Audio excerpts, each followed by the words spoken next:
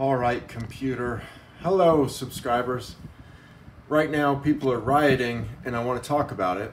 The reason they're rioting is that police officers are brutal, of course, and they chase problems for a living, and they are taught to use force to stop problems, and that force is highly protected in our culture, which deifies the cops and protects them with every layer of our judicial system, always leaning in their favor.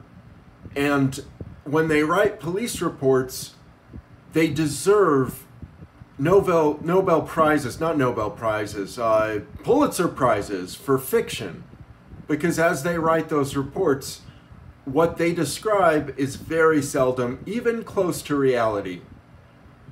And the question about George Floyd is that whether he was killed or not, he was murdered. Everybody knows it. And those officers will get acquitted of that later. All that being said, we're not talking to the cops because they aren't going to talk back. They do their thing and they will do it. He will get reprimanded. Maybe he'll serve some years. I doubt he serves life. And the death penalty for a cop after the looting and the firing of the police station, there's no way you're going to get equal justice. And there's a very good chance you might find very slim justice at the end of this. All that said, it is mental to loot and burn things. I know what you're thinking is that I get it. Like cops chase me away from public parks by just saying, you smell drunk. And I realize what they're really saying is, if you don't leave right now, then we'll arrest you and fuck you. That's the kind of message cops get comfortable saying. They are hypocrites. They're awful. They're awful. They're racist? Well, that's not news.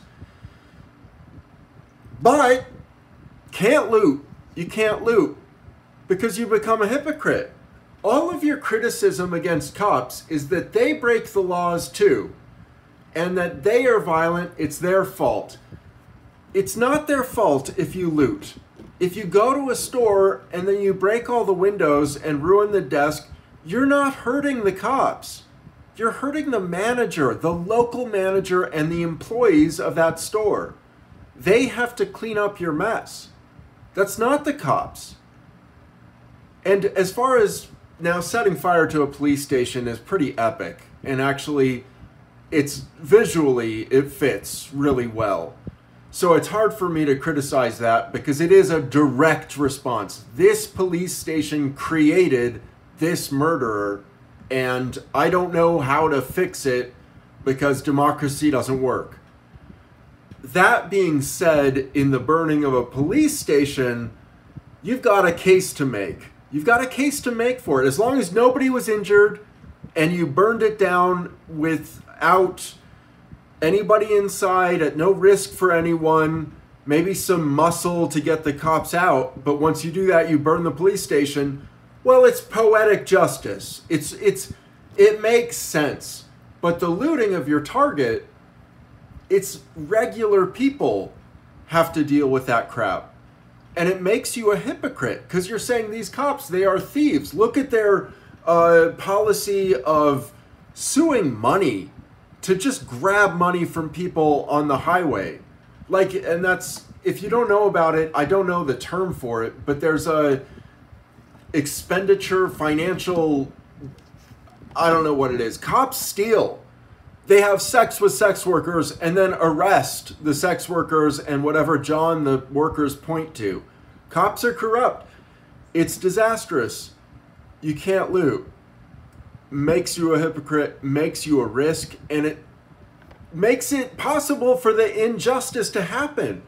Because the more violent the response is, the less justice you get. Because they're going to look at it and all the cops, and they're all on their own side. That's the real vote blue. All of them will say, okay, we screwed up. We didn't know he was going to die. We were just holding him down so he wouldn't bother us anymore. But these people, especially once there's a death count, If you kill a cop, again, it would be an interesting conversation about your defense of that action, but the results will probably be an acquittal for the cops. It makes justice less likely. But justice is a joke anyway.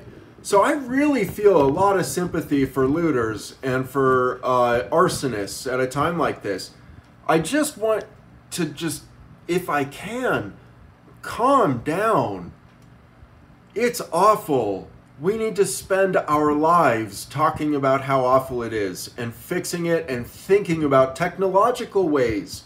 And honestly, if we have the technology to have a body cam on a cop, then we have the technology to have a YouTube live stream on that cop. So you watch the live stream and the populace could vote. And once you get into the 5th minute of neck kneeling, those votes will rack up and you will notice it if we have the technology set up right. There are ways that we can make progress. There are. But we have to have a polite, safe, calm society in order to do that. And it's just going to hurt you too. What if they put you in prison on top of the managers having to clean up your mess? Is that... I mean, people do this stuff, and anyway, I shouldn't talk anymore. Gauge Day is when we vote on that idea of the electronics on police bodies to give them a constant update of their citizens' approval or disapproval of their behavior. That's when we decide whether that flies or not, on Gauge Day.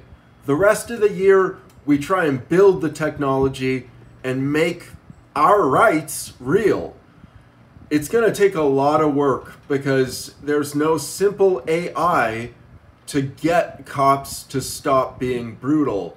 And they're not all brutal too. Some of them are evil in a much more, much less visibly evil way. They just tend to follow their own and they suck. So don't be like them at all.